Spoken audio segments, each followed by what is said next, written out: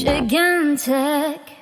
Hey everybody, it is May 14th, 2024. Glenn Rubenstein here with a Gigantic Pop Quick Hit, talking about Sami Zayn and Friends, this live comedy show that just happened this past weekend as part of the Netflix is a Joke Festival in Hollywood, California. I was lucky enough to attend this. I bought tickets right when they went on sale, and apparently so did a lot of you, because as Sami Zayn revealed during this show, this was the fastest sellout in the entirety of the Netflix is a Joke Festival this year. So congrats to Sami for that and for putting on a really fun show. We're going to talk about that in detail in a moment. I just want to give a little background why I think the show made so much sense. If you go back to his indiest gimmicks on the indies, comedy has always been a part of what has gotten Sami Zayn over. Of course, with El Generico on the indies, which is what landed him his WWE and NXT contract. And then looking at the conspiracy theorist Sami Zayn, his match with Johnny Knoxville at WrestleMania, his stint as an honorary Oos, comedy has always been a huge part of what has helped Sami Zayn connect with audiences. And of course, makes sense. He talks about it all the time that his favorite sitcom, one of his favorite shows of all time, is Seinfeld. He is known to be a very funny guy behind the scenes and in locker rooms. Lots of wrestlers have great stories about him, sometimes being a little irksome, but he definitely seems like someone with an excellent sense of humor and a very interesting worldview. So let's talk about this wherever possible. I'm going to try and be very accurate with quotes. I took notes, but recognize that I might be paraphrasing some of this. This show started with Sami coming out and welcoming the audience and discussing his lack of nerves and experience. But he felt pretty good because wrestling fans were in the house, but he made it clear he's never done stand-up comedy before. So Sami talked about how he called his mentor, Mick Foley, for advice. And of course, Mick Foley did a lot of stand-up comedy post his active in-ring career. Mick Foley advised Sami to come up with just one good joke to get started. Sami says he thought about it and he feels like he came up with a pretty good one, which is, coming to see me do stand-up is like paying to see Michael Jordan play baseball in the 90s. Sami was pretty proud of this. And he talks about how he ran it by Mick. Mick liked it, but he also ran it by his wife, who, of course, we've seen a lot in recent WWE programming. And his wife said, do not do that joke. You're comparing yourself to Michael Jordan. That's very egotistical. Do not do this joke. Sami's payoff was saying that he did it anyhow. And, take that and making clear he cleared that with his wife before, saying that he was going to share this story. His wife was actually sitting in front of us at the show, and she was laughing a lot. She was very proud to see Sami doing such an excellent job here.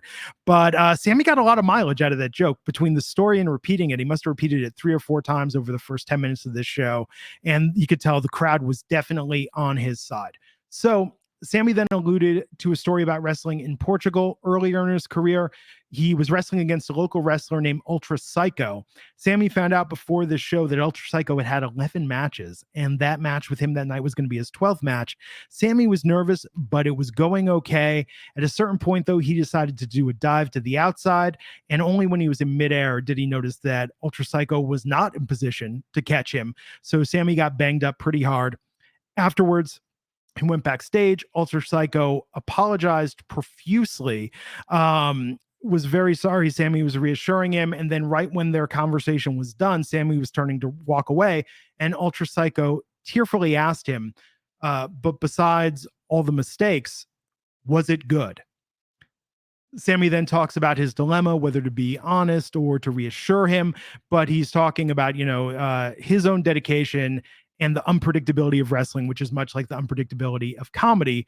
He used that to set up that he was going to call out some guests. He had some games planned and wanted to let us know we were going to be in for an unpredictable evening. But like his match with Ultra Psycho, Sami was committed to seeing it through. His first guest was Tony Hinchcliffe from the Kill Tony podcast. And this was the first time they'd met, but one thing they bonded over was that they both have a huge shared love of professional wrestling. They're both roughly the same age. They grew up on this. Tony talked about running a wrestling show at the Comedy Store, his own wrestling podcast that he'd done. And he talked about his recent success with Kill Tony blowing up and becoming such a huge podcast. He said that he felt like it was a Dirty Comedians Cody Rhodes moment. He also made a Vince McMahon reference or two, which, a little uncomfortable. in light of all the very serious and recent allegations against him. Then they talked more about the similarities between wrestling and comedy, including the theatrical elements and audience engagement. And then Sami had mentioned how impressed he was when Tony had made a reference to the plane ride from hell, famous wrestling story, and Brock Lesnar. Now, when Sami mentioned Brock's name, the audience gasped, some of them groaned. Sami did reassure them, saying, hey, we're still allowed to say his name, regardless of his implications, the way he was implicated in the Vince McMahon allegations, even tangentially. So this was a great exchange between Tony and Sami. Clearly, these guys have a lot that they can joke about and riff about with professional wrestling. Tony had to leave, though, because he had another show that he had to do that night at this festival. Then Sami brought out Casey Roddick, who's a comedian that Sami thought had a wrestling energy. And Casey was out there for 3 minutes. He must have told 61 liners in the course of those 3 minutes. It was insane. It reminded me a lot of kind of like a modern day version of like Carrot Top mixed with Theo Vaughn. He was so fast with the jokes that even if something didn't land, he just still kept it going, right? Like the momentum carried it through, but he was on and off before you know it. Then Sami said that he wanted to sing for the audience. He started singing the Beatles' Help, but then very quickly he was interrupted by a man in a silver wig in the audience in sunglasses who was heckling him, yelling out, "Where's Kevin Owens?" to make you interesting. Of course, this was revealed to be Johnny Knoxville from Jackass, who had a very memorable match with Sami Zayn at WrestleMania a few years ago. Knoxville got up on stage. They started trading insults. Some of Knoxville's better ones. He said, "Sami, you look like if the Wendy's logo was on a plant-based diet. If herpes had a baseball team, Sami would be the mascot." And before these guys could throw down, Becky Lynch came out and stepped in to break it up. Then Becky gave a monologue about why they shouldn't fight. She was telling a story from her childhood about her parents fighting when all she wanted was a popsicle, but her parents were both in such a bad mood. And it was very overly dramatic. But look, if you're like me and you've read Becky Lynch's autobiography, you know, like Becky got accepted to multiple dramatic arts colleges. Becky can act, and she did an amazing job with this very maudlin monologue about her parents that really had no point other than just diffuse the tension and put the spotlight on her for a moment. They even dimmed the lights and actually put a spotlight on her. It was a lot of fun. Then Johnny Knoxville left the stage and Ron Funches came out. Now, if you know comedy and wrestling, you know Ron Funches like perfectly at the intersection of the two. He's done a lot of stand-up about professional wrestling before, and he chastised Sami for attempting to do a 20-minute opener at his first comedy show. If you know Ron's voice, you can imagine this in it when he said, "You're doing 20 minutes? That is both brave and cocky." He also made a Vince McMahon joke. Sami and Becky awkwardly laughed at it. But then Ron talked a bit about his desire to wrestle Paul Walter Hauser, saying that Paul and Ron are both actors. Paul stole Ron's shtick.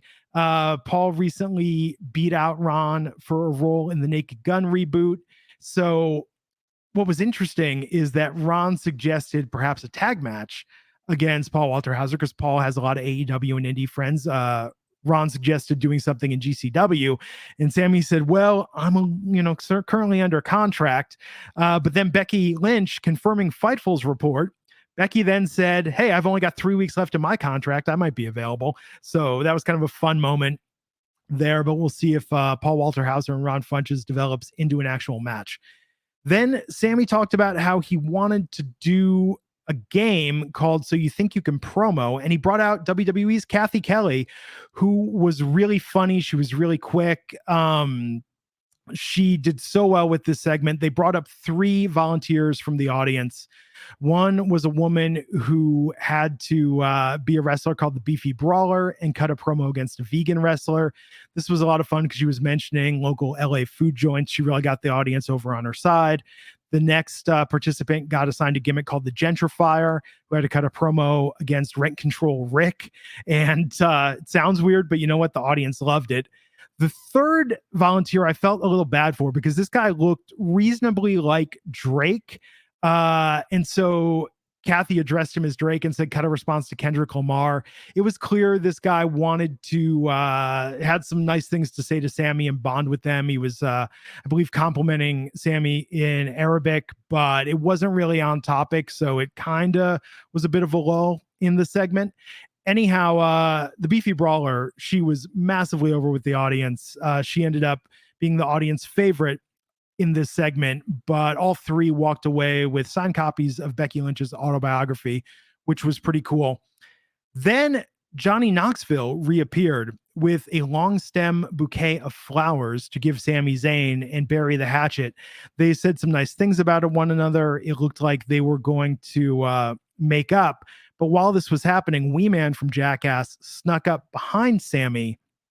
And when Sami turned around, Wee Man punched him in the nuts and then body slammed him, similar to what happened at WrestleMania. Johnny Knoxville opened the long stem flowers, saw that in there was a cattle prod, started zapping Sami with it. Everybody left the stage at that point. And then Sami, after he was done contorting, did a callback because he's a total pro, much like Ultra Psycho. Sami Zayn tearfully asked the audience, was it good? Thunderous applause. The lights went out. The stage was cleared and the show was over. This was awesome. This was an awesome show. I'm so glad I was there. Sami is really funny. If he wants to do more of these, he absolutely should. Maybe he can do like what The Undertaker does with One Dead Man. I think Sami has actually got a bright career in comedy while he's still in the ring and in semi-retirement. I think he can pop up in any city, tell stories, host friends, do games. Total pro. I'm so glad I went. It was a lot of fun. Now, I'll tell you this. People know that I'm a bit biased because I am a huge Sami Zayn fan. He's one of my favorite wrestlers, but I had other people with me, including someone that wasn't a wrestling fan, that said it was really funny. The vibe was good. I mean, look, Netflix did something like 500 shows over the last 12 days. I can guarantee you, wrestling or not, this definitely ranked in the top ones as far as originality, being fresh, and being a good value for an evening's night out. And it was something really, really unique. So that's my review. I hope you enjoyed it. Please like, share, subscribe to Gigantic Pop.